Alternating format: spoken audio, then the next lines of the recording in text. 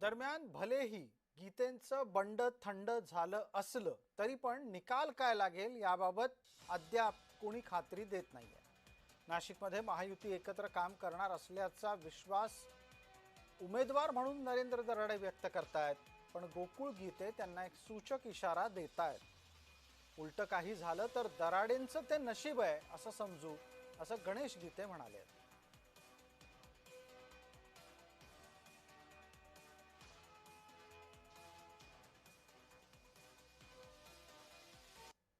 गीते परिवाराचा आमच्यावर नाराजीचा कुठेही सूर नव्हता.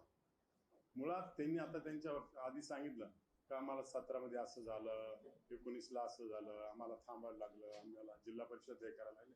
ही पूर्वीची त्यांची नाराजी होती. आमच्याबद्दल कुठेही गीते परिवाराची नाराजी नाही. असं काही होणार नाही. सगळे आम्ही बरोबर आहे आणि सगळेजण आम्हाला मतदान करतील असं 100% आपल्याला सांगतो.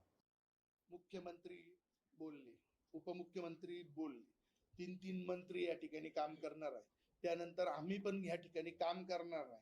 आणि याच्या नंतरही जर काही उलट झालं तर ते आमचं नशीब म्हणावं लागेल का? ते दराड्यांचं नशीब म्हणावं लागेल. महायुतीतनं 454 मतं असल्यानंतर निवडून यायचा कोटा 311 आहे. 310 मतं पाहिजे. प्रयत्न करू आणि त्या ठिकाणी निश्चितपणे महायुतीतले जे घटक आहे ते निश्चितपणे बरोबर राहतील अशी मला खात्री आहे.